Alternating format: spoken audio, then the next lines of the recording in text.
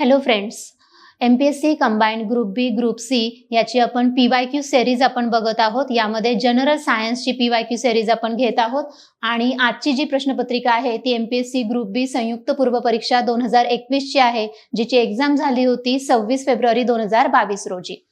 General सायन्सची questions आपण बघत आहोत. प्रश्न आहे 0.025 इलेक्ट्रॉन व्होल्ट ऊर्जा असलेला न्यूट्रॉन म्हणजे डॅश डॅश. फर्स्ट ऑप्शन आहे औष्णिक न्यूट्रॉन, सेकंड ऑप्शन आहे इपिथर्मल न्यूट्रॉन, थर्ड ऑप्शन आहे वेगवान न्यूट्रॉन, फोर्थ ऑप्शन आहे मंद न्यूट्रॉन. आता न्यूट्रॉन्स जे असतात ते विद्युत प्रभाररहित असे असतात आणि हे जे विद्युत प्रभाररहित न्यूट्रॉन्स असतात यांची ऊर्जा जी असते, कायनेटिक एनर्जी जी असते ती वेगवेगळी असते.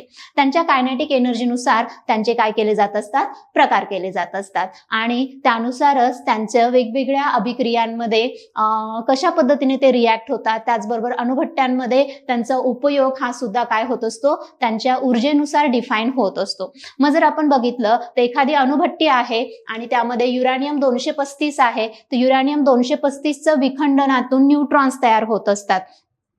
3 न्यूट्रॉन बाहेर पडत असतात. आता हे जे न्यूट्रॉन सुरुवातीला जेव्हा जे बाहेर पडतात ते वेगवान न्यूट्रॉन्स असतात. त्यांची ऊर्जा ही काय असते, जास्त असते. त्यांना वेगवान न्यूट्रॉन्स असं, फास्ट न्यूट्रॉन असं म्हटलं जातं. आता ही जी फास्ट न्यूट्रॉन्स असतात, ही फास्ट न्यूट्रॉन जर सरळ पुढच्या युरेनियमवर जाऊन आदळली तर त्याचं खूप जलद पद्धतीने विखंडन होईल आणि अशा वेळी ती जी अभिक्रिया असेल ती अनकंट्रोल पद्धतीने घडेल. मग असं होऊ नये म्हणून काय केलं जात असतं, तर अणुभट्ट्यांमध्ये न्यूट्रॉन मॉडरेटर्स वापरली जातात, की जसं जड पाणी आपण म्हणतो किंवा ग्रॅफाइट म्हणतो. आणि यामुळे काय होतं, न्यूट्रॉनची ऊर्जा काय होत असते, कमी होत असते आणि मग त्यांचं रूपांतर थर्मल न्यूट्रॉन मध्ये होत असतं. असे जे थर्मल न्यूट्रॉन आहे, आता ते पुढच्या युरेनियम 235 वर जेव्हा आदळतात तेव्हा रिॲक्शन कंपॅरेटिव्हली स्लो होते, कंट्रोल पद्धतीने होते आणि त्यामुळे ही जी चेन रिॲक्शन आहे तिच्यावरती आपल्याला नियंत्रण ठेवता येत असतं. तर कंट्रोल चेन रिॲक्शन तिथे घडत असते. मग न्यूट्रॉन जे आहेत एखाद्या काय म्हणतात आपल्याला कॉस्मिक रे मधून बाहेर पडणारी असतील किंवा एखाद्या अणुभट्टीतून विखंडनातून बाहेर पडणारी असतील न्यूट्रॉन्स, तर त्यांच्या ऊर्जेनुसार ती काय केली जात असतात, विभागली जात असतात. थर्मल न्यूट्रॉन, इपिथर्मल न्यूट्रॉन आणि फास्ट न्यूट्रॉन. यामध्ये थर्मल न्यूट्रॉन जर आपण बघितलं तर यांची ऊर्जा ही काय असते, कमी असते. 0.025 इलेक्ट्रॉन व्होल्ट किंवा 0.025 इलेक्ट्रॉन व्होल्ट इतकी त्यांची ऊर्जा असते आणि हे सर्वात कमी ऊर्जा असलेले असतात आणि यांच्यामुळे मुख्यतः काय होत असतं, तर युरेनियम 235 चे विखंडन हे घडले जात असते. या व्यतिरिक्त इपिथर्मल न्यूट्रॉन जे असतात त्यांची ऊर्जा थर्मल न्यूट्रॉन पेक्षा थोडीशी जास्त, आपण म्हणता येईल 0.5 इलेक्ट्रॉन व्होल्ट ते 100 किलो इलेक्ट्रॉन व्होल्ट इतकेपर्यंत काय असते, त्यांची ऊर्जा असते. आणि जे फास्ट न्यूट्रॉन्स असतात त्यांची ऊर्जा 100 किलो इलेक्ट्रॉन व्होल्ट पेक्षा काय असते, ही जास्त असते आणि त्यांना फास्ट न्यूट्रॉन असं म्हटलं जातं. विखंडनातून थेट निर्माण होतात आणि ऊर्जा ही काय असते, यांची जास्त असते. मग यानुसार जर आपण बघितलं तर आपल्याला प्रश्न विचारलेला आहे की 0.025 इतकी इलेक्ट्रॉन व्होल्ट ऊर्जा असणाऱ्या न्यूट्रॉनला काय म्हटलं जातं, तर त्याला थर्मल न्यूट्रॉन असं म्हटलं जात असतं. पुढचा प्रश्न आहे कमी तापमानाच्या वस्तूतून उच्च तापमानावरील वस्तूत उष्णता स्थानांतर डॅश डॅश. फर्स्ट ऑप्शन आहे अशक्य आहे, सेकंड ऑप्शन आहे दोन्ही वस्तू संपर्कात ठेवून शक्य आहे, तिसरं ऑप्शन आहे काही बाह्य कार्य करून ते शक्य आहे आणि चौथं ऑप्शन आहे यापैकी नाही. योग्य उत्तर आहे काही बाह्य कार्य करून ते शक्य आहे. मग आता कसं, तर जर आपण बघितलं तर नॉर्मली उष्णता ही जास्त तापमानाच्या वस्तूकडून कमी तापमानाच्या वस्तूकडे प्रवाहित होत असते, तिचं स्थानांतर हे होत असते. पण आता आपल्याला काय करायचंय, कमी तापमानाच्या वस्तूकडून जास्त तापमानाच्या वस्तूकडे ऊर्जेचं स्थानांतर करायचंय, ट्रान्सफर ऑफ हीट करायचंय आणि ते असंच होणार नाही. त्यासाठी काय करावं लागेल, तर बाह्य कार्य करावं लागेल. आणि मग हे कोणी सांगितलं किंवा हे कशानुसार आहे, तर हे जर आपण बघितलं तर थर्मोडायनामिक्सचा जो दुसरा नियम आहे त्यानुसार आहे. Heat can not spontaneously flow from colder body to the hotter body without external work being perform, जोपर्यंत आपण बाह्य कार्य करत नाही तोपर्यंत थंड वस्तूकडून उष्णता ही गरम वस्तूकडे प्रवाहित होत नसते आणि त्यासाठी काय करावं लागेल, मग आपल्याला बाह्य कार्य करणे गरजेचे आहे. असं कुठे घडतं, तर असं आपल्या रेफ्रिजरेटरमध्येही घडत असतं, त्याचबरोबर AC आपण वापरतो त्यामध्येही ह्याच पद्धतीने घडत असते आणि हीट पंप जे असतात त्यामध्येही अशाच पद्धतीने घडते की रेफ्रिजरेटर जेव्हा आपण वापरतो तेव्हा अन्नपदार्थातली जर आपण घेतलं तर ती जी उष्णता आहे ती कमी तापमानाकडून काय केली जाते, बाहेर फेकली जाते आणि त्यावेळी कॉम्प्रेसर काय करत असतो, तर बाह्य कार्य करत असतो. एअर कंडिशनिंग मध्ये सुद्धा खोलीतील उष्णता बाहेर फेकली जाते आणि त्यावेळी इलेक्ट्रिक मोटार हे कार्य करत असते. हीट पंप थंडीच्या दिवसांमध्ये बाहेरील जी थंड हवेतून येणारी उष्णता असते ती घरामध्ये किंवा रूममध्ये पोहोचवत असतं, तर हीट पंप त्यावेळी असे कार्य करत असतो. तर जोपर्यंत बाह्य कार्य घडून येत नाही किंवा बाह्य कार्य लावलं जात नाही, वर्क इनपुट जोपर्यंत दिलं जात नाही तोपर्यंत लो टेम्परेचरकडून हाय टेम्परेचरकडे ट्रान्सफर ऑफ हीट होऊ शकत नाही. त्यानंतरचा प्रश्न आहे, ध्वनीची कमीत कमी श्रवणीय वारंवारता. कमीत कमी म्हटलेलं आहे, काय म्हटलेलं आहे, मिनिमम ऑडिबल फ्रिक्वेन्सी म्हटलेलं आहे. तर ध्वनीची कमीत कमी श्रवणीय वारंवारता म्हणजे फर्स्ट ऑप्शन आहे श्रवण क्षमतेची आरंभ तीव्रता, सेकंड ऑप्शन आहे ध्वनी श्रवण क्षमतेची न्यूनतम मर्यादा, थर्ड ऑप्शन आहे ध्वनी श्रवण क्षमतेची उच्चतम मर्यादा आणि फोर्थ ऑप्शन आहे वरीलपैकी नाही. आता मिनिमम म्हटलेलं आहे आणि त्यामुळे काय असणार, तर लोअर पिच किंवा न्यूनतम काय म्हणावं लागेल आपल्याला, मर्यादा म्हणावी लागेल. आणि काय असतं मग, तर आपले मानवी कान जे आहेत या मानवी कानांची ध्वनी ऐकण्याची क्षमता आहे आणि ही क्षमता जर आपण बघितलं तर आपण कोणत्या फ्रिक्वेन्सीचा ध्वनी ऐकू शकतो, तो 20 ते 20,000 हर्ट्स या वारंवारतेचा जो ध्वनी असतो तो मानवी कान ऐकू शकतात. 20 हर्ट्स पेक्षा कमी वारंवारतेचा ध्वनी मानवी कान ऐकू शकत नाही, त्याला इन्फ्रासाउंड असं म्हटलं जातं. तर 20,000 हर्ट्स पेक्षा जास्त वारंवारतेचा जो ध्वनी असतो त्याला अल्ट्रासाउंड म्हटलं जातं आणि तोही मानवी कान ऐकू शकत नाही. मग ऑडिबल रेंज काय आहे, 20 हर्ट्स ते 20,000 हर्ट्स. यामध्ये जर आपण बघितलं तर पिच काय असतो आणि मग त्यानुसार जर आपण बघितलं तर ध्वनी हा कंपनांच्या स्वरूपामध्ये पसरलेली ऊर्जा आहे. मानवी कानांना फ्रिक्वेन्सी ऐकू येते ती 20 ते 20,000 हर्ट्स या दरम्यान असते आणि मग ह्या 20 ते 20,000 हर्ट्स वारंवारतेमध्ये न्यूनतम जर आपण बघितलं तर ती किती आहे, 20 हर्ट्स आहे. आणि म्हणजेच काय, तर ध्वनीची श्रवणीय वारंवारता न्यूनतम किती आहे, 20 हर्ट्स आपल्याला म्हणता येईल. आता पुरुषांचा आवाजाचा जर पिच आपण घेतला तर तो किती असतो, तर 85 ते 180 हर्ट्स इतका असतो आणि स्त्रियांच्या आवाजाचा जो पिच असतो तो 165 ते 255 इतक्यापर्यंत असतो. म्हणजे थोडासा स्त्रियांचा पिच काय असतो, थोडासा जास्त असतो. तर न्यूनतम आपल्याला काय म्हणता येईल, तर वारंवारता फ्रिक्वेन्सी ही काय असणार आहे, तिथे असणार आहे. प्रश्न आहे, हिरा डॅश डॅश आहे. फर्स्ट ऑप्शन धात्विक स्फटिक, सेकंड ऑप्शन सहसंयोजी स्फटिक, थर्ड ऑप्शन आयनिक स्फटिक आणि फोर्थ ऑप्शन रेणू स्फटिक. आता क्रिस्टल जे असतात, क्रिस्टलचे प्रकार असतात की मेटॅलिक क्रिस्टल, कोव्हॅलंट क्रिस्टल, आयनिक क्रिस्टल आणि मॉलिक्युलर क्रिस्टल्स.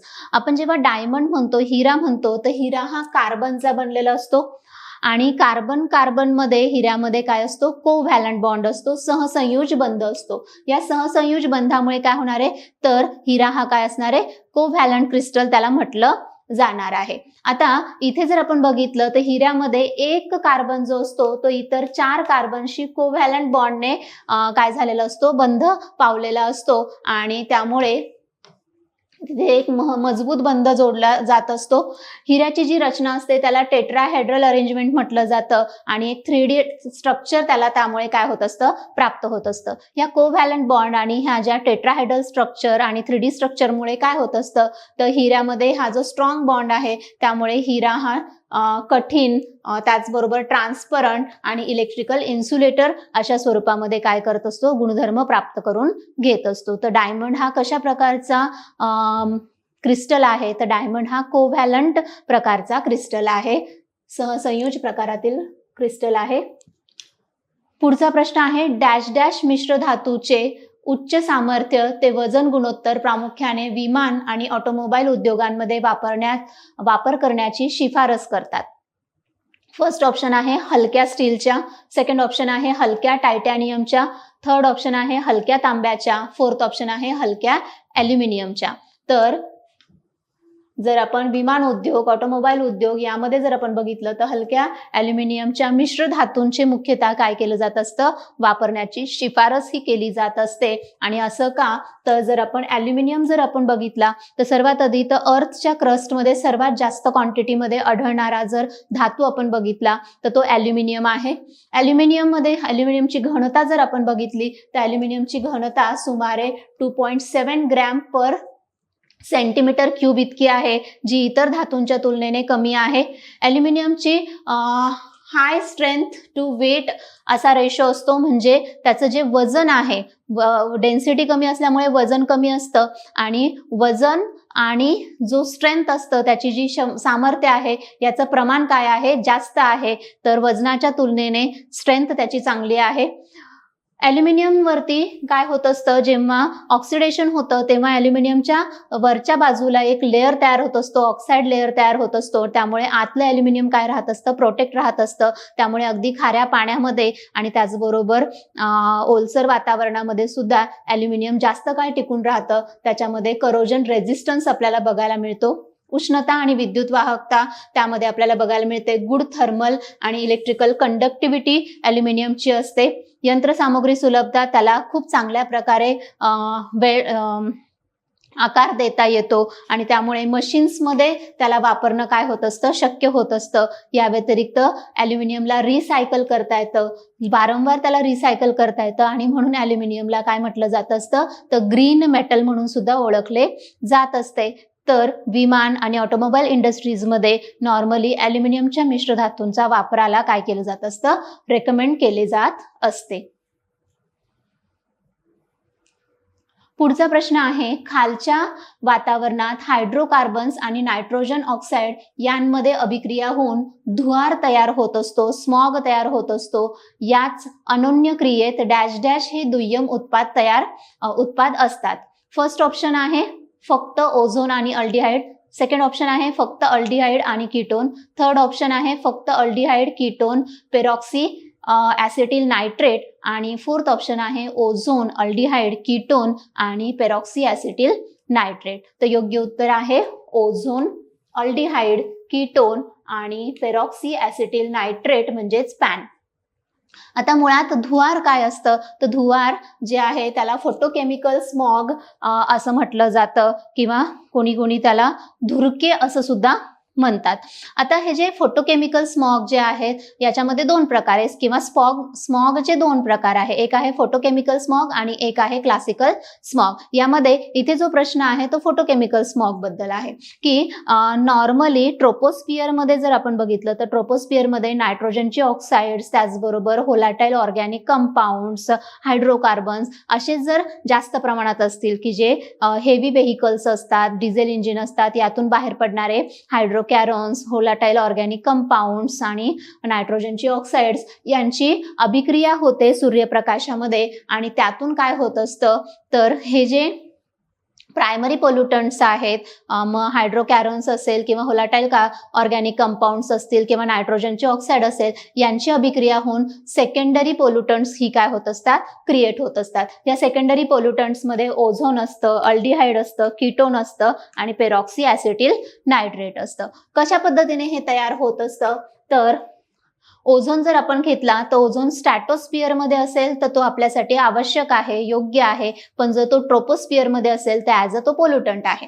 आता हा जो नायट्रोजन ऑक्साईड जो आहे, या नायट्रोजन ऑक्साईड वरती जेव्हा सनलाईट पडतो तेव्हा त्याचं डिसोसिएशन होतं आणि नायट्रोजन मोनॉक्साईड आणि ऑक्सिजन काय होतो, सेपरेट होतो. एक नेसेंट ऑक्सिजन सेपरेट होतो. हा जो नेसेंट ऑक्सिजन आहे हा नॉर्मल वातावरणातल्या ऑक्सिजन सोबत रिॲक्ट होतो आणि त्यातून ओझोनची निर्मिती ही होत असते. ओझोन जेव्हा ट्रोपोस्फिअर मध्ये असेल तेव्हा तो हानी करतो, जसं आय इरिटेशन, लंग्सला डॅमेज होणं आणि त्याचबरोबर क्रॉप्सला इंजुरी होणं, या सगळ्या थिंग्स ओझोनच्या पोल्युशनमुळे घडत असतात. ओझोन हा सेकंडरी पोल्युटंट आहे, कारण हा प्रायमरी पोल्युटंट आहे. प्रायमरी पोल्युटंट वरती अभिक्रिया होऊन काय होतंय, त्यातून सेकंडरी पोल्युटंट तयार होतोय. त्यानंतर आहेत अल्डिहाइड्स.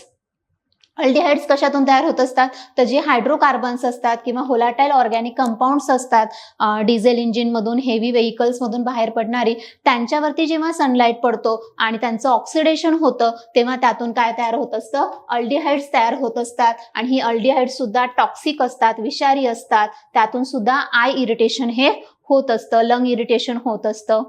तशाच पद्धतीने हायड्रोकार्बन्सच्या ऑक्सिडेशनमधून कीटोन्स तयार होत असतात आणि त्यामुळे रेस्पिरेटरी इरिटेशन हे किंवा श्वसन संस्थेचा दाह वगैरे अशा थिंग्स आपल्याला बघायला मिळतात. पेरॉक्सी ॲसिटिल नायट्रेट जे असतं, तर पेरॉक्सी ॲसिटिल रॅडिकल्स जे असतात यांच्याशी नायट्रोजन ऑक्साईडची अभिक्रिया होऊन पॅन म्हणजे पेरॉक्सी ॲसिटिल नायट्रेट तयार होत असतं. हे खूप घातक असं, हानिकारक असतं, स्ट्रॉंग, त्यामुळे आय इरिटेशन होत असतं, प्लांट्स डॅमेज होत असतात, लंग्स इरिटेशन हे होत असतं.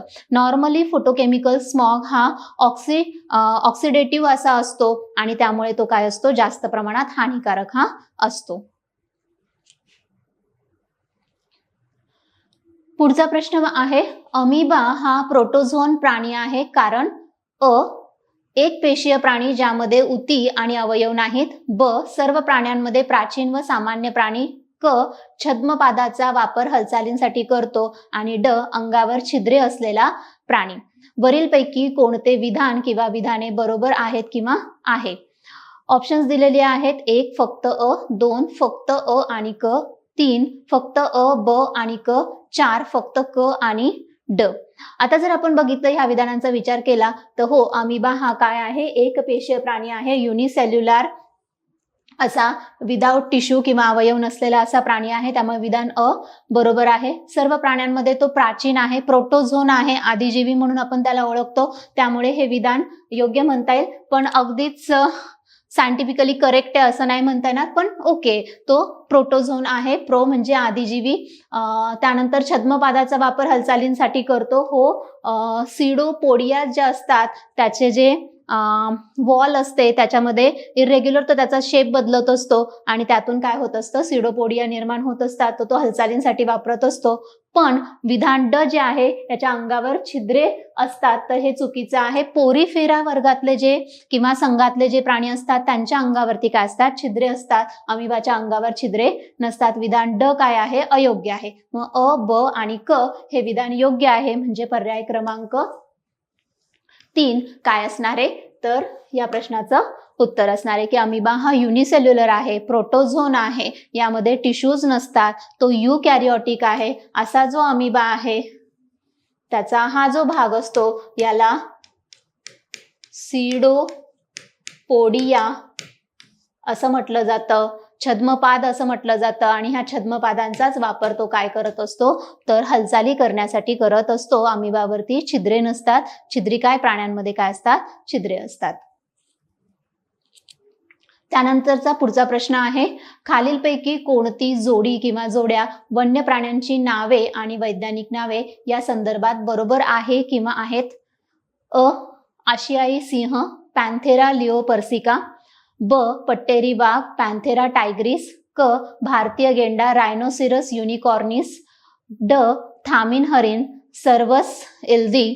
पर्याय उत्तरे दिलेली आहेत. फर्स्ट ऑप्शन आहे फक्त ब आणि क. सेकंड ऑप्शन आहे फक्त क आणि ड. थर्ड ऑप्शन आहे फक्त अ आणि क. फोर्थ ऑप्शन आहे वरीलपैकी सर्व. आता जर आपण बघितलं तर आशियाई सिंह जो आहे, भारतीय सिंह आपण म्हणू शकतो किंवा आशियाई सिंह जो आहे त्याला पॅन्थेरा लिओपर्सिका म्हटलं जातं, हे बरोबर आहे.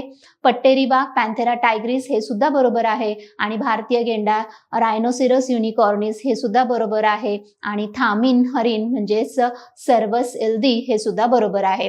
तर सर्व आपल्याला जोड्या इथे आपल्याला काय मिळतात, योग्य मिळतात. आणि म्हणून पर्याय क्रमांक 4 हे काय आहे, या प्रश्नाचं योग्य उत्तर आहे की आशियाई सिंह, पॅन्थेरा लिओपर्सिका, पट्टेरी वाघ किंवा रॉयल बेंगॉल टायगर आपण ज्याला म्हणतो तो, पॅन्थेरा टायग्रिस, भारतीय एकशिंगी गेंडा, रायनोसिरस युनिकॉर्नस आणि थामिन सर्विस एल्दी हे काय म्हणता येईल, त्यांची सायंटिफिक नेम्स आपल्याला म्हणता येतील. पुढचा प्रश्न आहे, खालीलपैकी कोणत्या प्राणी समूहाने किंवा समूहांनी प्रथमतः जमिनीवर जीवनाचा अवलंब केला? अ सरपटणारे प्राणी, ब उभयचर प्राणी, क सस्तन प्राणी, ड पक्षी किंवा उडणारे प्राणी. पर्यायी उत्तरे आहेत फक्त क आणि ड, 2 फक्त ब आणि ड, 3 फक्त अ, 4 फक्त ब.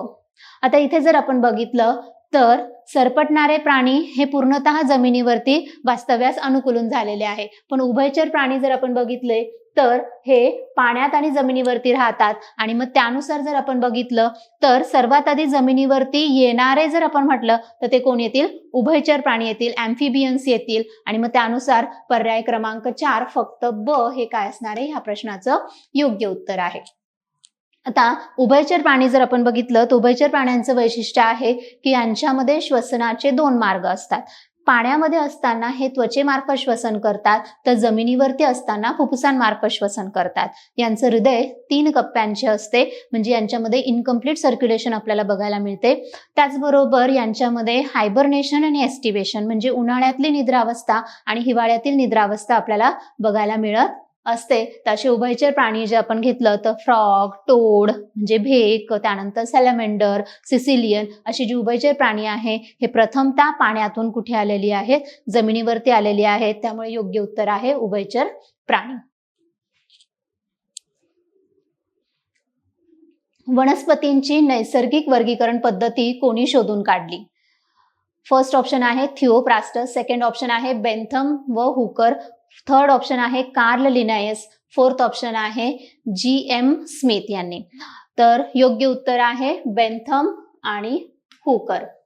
आता वनस्पती वर्गीकरणाची नैसर्गिक पद्धत natural system of classification of plant जर आपण बघितलं तर ती बेंथम आणि हुकर यांनी दिलेली आहे.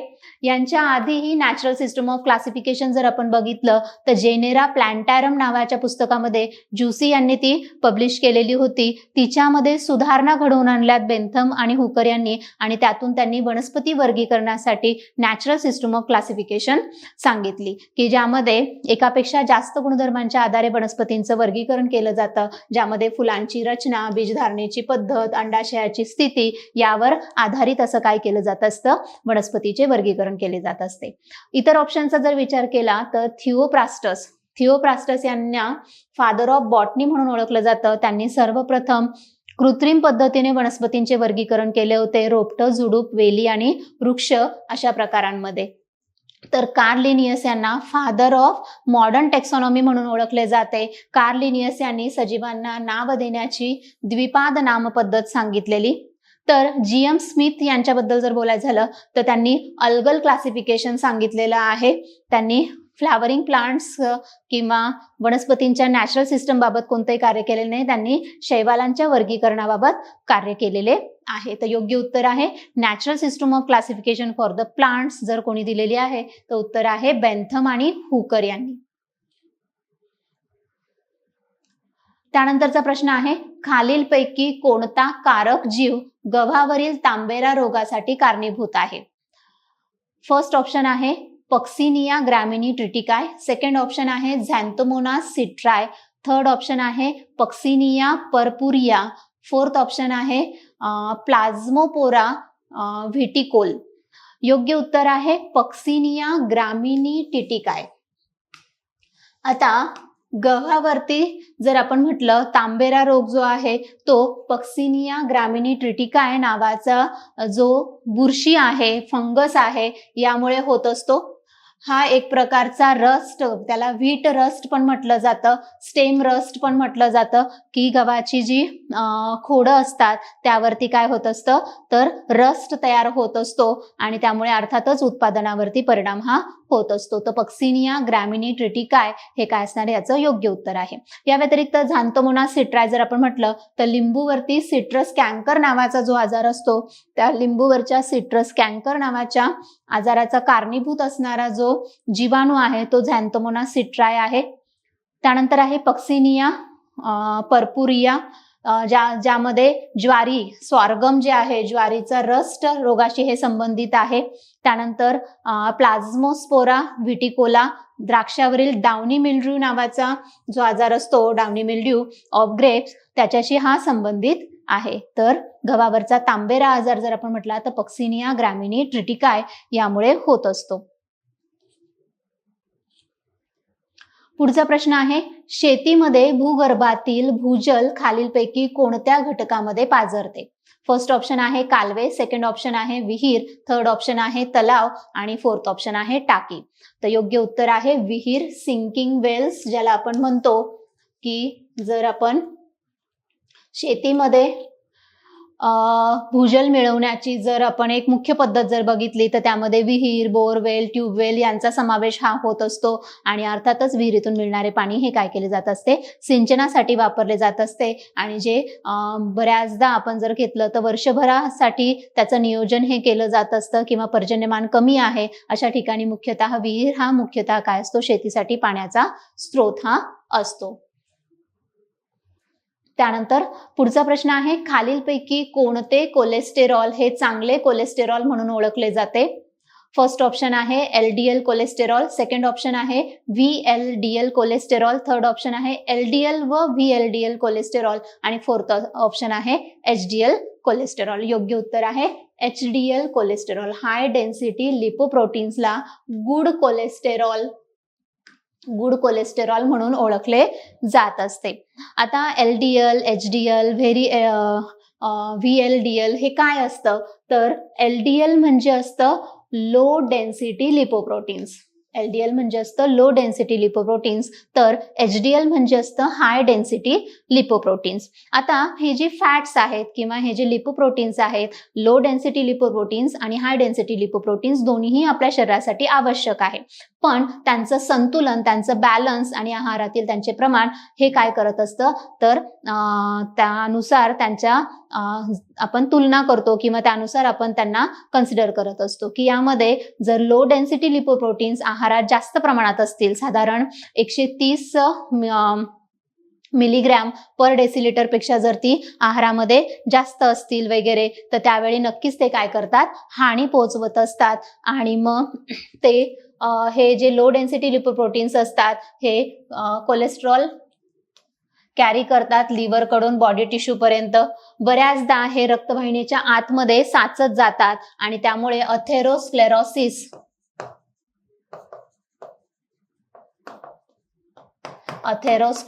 सारखा आजार होत असतो, ज्यामुळे हार्ट डिसीजेसची रिस्क वाढते आणि म्हणून यांना काय म्हटलं जातं, बॅड कोलेस्ट्रॉल म्हटलं जातं. कंपॅरेटिव्हली जर आपण एचडीएलचा विचार केला तर यांची डेन्सिटी तुलनेने हाय असते आणि म्हणून यांना हाय डेन्सिटी लिपोप्रोटीन्स असं म्हटलं जातं. हे एक्सेस कोलेस्ट्रॉल जे असतं त्याला लिव्हरकडे परत एकदा घेऊन येत असतात की ज्यामुळे आतमध्ये रक्तवाहिन्यांच्या आतमध्ये प्लॅक किंवा लेअर तयार होणार नाही, हार्ट डिसीजची रिस्क यामुळे कमी होत असते आणि म्हणून याला गुड कोलेस्ट्रॉल म्हटलं जातं. साधारण 60 मिलीग्रॅम पर डेसिलिटर इतकं काय असायला हवं किंवा त्यापेक्षा जास्त हे असेल तर गुड कोलेस्ट्रॉल आपल्याला फायदेशीर हे असतं. नॉर्मली सोर्सेसचा जर विचार केला, यांच्या प्रॉपर्टीचा जर विचार केला तर फॅट्स जेव्हा आपण म्हणतो तेव्हा अशी फॅट्स जी सामान्य तापमानाला द्रव स्वरूपात असतात ते जे असतात त्यांना काय म्हटलं जातं, अनसॅच्युरेटेड फॅटी ऍसिड्स. आणि अनसॅच्युरेटेड फॅटी ऍसिड जे असतात त्यातून आपल्याला गुड कोलेस्ट्रॉल आपल्याला मिळत असतं. या व्यतिरिक्त जी फॅट सामान्य तापमानाला स्थायू स्वरूपात असतात त्यांना म्हटलं जातं सॅच्युरेटेड फॅटी ऍसिड्स. आणि सॅच्युरेटेड फॅटी ऍसिड्स मधून आपल्याला बॅड फॅट्स म्हणजे लो डेन्सिटी लिपोप्रोटीन्स ही आपल्याला मिळत असतात. तर गुड फॅट्स काय आहेत, गुड फॅट्स आहे हाय डेन्सिटी लिपोप्रोटीन्स. पुढचा प्रश्न आहे, जेव्हा किडनी, मूत्रपिंड ट्युब्युलर पुनःशोषण अयशस्वी होते तेव्हा भरपूर लघवी होते. या रोगाला, चयापचयाच्या विकाराला काय म्हणतात? फर्स्ट ऑप्शन मधुमेह मेलिटस, सेकंड ऑप्शन मधुमेह इन्सेपिडस, थर्ड ऑप्शन किशोरवयीन मधुमेह, फोर्थ ऑप्शन नॉन इन्सुलिन अवलंबित्व मधुमेह मेलिटस. आता जर आपण बघितलं तर किडनी जी आहे, किडनी काय करत असते तर शरीरातील पाण्याचं संतुलन ही राखत असते आणि किडनीने पाणी जर खूप जास्त प्रमाणात उत्सर्जित केलं तर त्यावेळी काय होत असतं तर पॉलीयुरिया नावाचा किंवा पॉलीडायप्सिडा नावाचा आजार हा होत असतो. आणि हे कशामुळे होतं तर किडनीमध्ये जे रिॲब्सॉर्प्शन होत असतं, ट्युब्युलर रिॲब्सॉर्प्शन जे होत असतं ते जर व्यवस्थितपणे झालं नाही तर असं होत असतं. आणि मग त्यावेळी जो आजार आहे त्याला काय म्हटलं जातं तर त्याला डायबिटीस इन्सेपिडस असं म्हटलं जातं. डायबिटीस इन्सेपिडस किंवा साध्या भाषेमध्ये आपण त्याला वॉटर डायबिटीस पण आपण म्हणतो. हे असं कशामुळे होतं, तर आपली जी पिट्युटरी ग्लँड आहे, पीयूषिका ग्रंथी जी आहे ती 8 प्रकारचे हार्मोन तयार करते. त्या 8 प्रकारच्या हार्मोन्सपैकी पिट्युटरीच्या पोस्टेरियर पार्टने तयार केलेले एक हार्मोन आहे ज्याचं नाव आहे अँटी डायुरॅटिक हार्मोन, एडीएच हार्मोन कोण तयार करतं, पिट्युटरी ग्लँड तयार करते. आता हे जे अँटी डायुरॅटिक हार्मोन आहे हे याचा प्रभाव कुणावरती असतो, तर याचा प्रभाव किडनीवरती असतो आणि त्यामुळे किडनीमधल्या ज्या कलेक्टिंग डक्ट्स असतात, याचबरोबर डिस्टल ट्युब्युल्स आणि लूप ऑफ हेनलेमध्ये जे वॉटरचं रिॲब्सॉर्प्शन होत असतं ते किती प्रमाणात करायचं वॉटरचं रिॲब्सॉर्प्शन हे सांगणारं कोण असतं, अँटी डायुरॅटिक हार्मोन असतं. अँटी डायुरॅटिक हार्मोनला व्हॅसोप्रेसिन म्हणून सुद्धा ओळखले जाते. आता जर किडनीने या हार्मोनला रिस्पॉन्ड नाही केलं किंवा ती असंवेदनशील जर असेल तर त्यावेळी काय होणार आहे, तर पाण्याचे पुनःशोषण, ट्युब्युलर रिॲब्सॉर्प्शन होणार नाही आणि जर पाण्याचं पुनःशोषण जर झालं नाही तर खूप जास्त प्रमाणामध्ये वॉटर काय होईल, युरिनमध्ये उत्सर्जित होईल आणि तेव्हा त्याला पॉलीयुरिया असं म्हटलं जातं. त्या रुग्णाला वारंवार तहान लागते आणि खूप जास्त प्रमाणात युरिनेशन हे होत असतं. तर हाचा जो आजार आहे त्याला डायबिटीस इन्सेपिडस असं म्हटलं जातं. साध्या भाषेमध्ये त्याला वॉटर डायबिटीस असं सुद्धा म्हटलं जात असतं. पुढचा प्रश्न आहे, खालीलपैकी कोणती लस तोंडावाटे दिली जाते? फर्स्ट ऑप्शन आहे बॅसिलस कॅलमिटीग्युरिन, सेकंड ऑप्शन आहे सॅबिन, थर्ड ऑप्शन आहे साल्क, फोर्थ ऑप्शन आहे गालगुंड, गोवर, रुबेला. योग्य उत्तर आहे सॅबिन. जी वॅक्सिन आहे पोलिओची ती काय केली जात असते, तोंडावाटे दिली जात असते. आपण त्याला ओरल पोलिओ व्हॅक्सिन म्हणून सुद्धा ओळखतो. ओरल पोलिओ व्हॅक्सिन किंवा अगदी साध्या डे टू डे लाईफमध्ये 2 बूंद जिंदगी की रविवार जो असतो पोलिओ रविवार, ज्यामध्ये सॅबिन व्हॅक्सिन ही लहान मुलांना तोंडावाटे ही दिली जाते. ही जी व्हॅक्सिन आहे ओरल पोलिओ व्हॅक्सिन ही लाईव्ह अटेन्युएटेड प्रकारातली, जिवंत दुर्बल अशा प्रकारातली व्हॅक्सिन आहे आणि तोंडावाटे 2 थेंब ही दिली जात असतात. या व्यतिरिक्त बॅसिलस कॅलमिटीग्युरिन जर आपण बघितली तर ही कशाविरुद्ध दिली जाणारी लस आहे, तर ही टीबी साठी दिली जाणारी, क्षयरोगाच्या विरुद्ध किंवा क्षयरोगाच्या प्रतिबंधात्मक दिली जाणारी अशी लस आहे.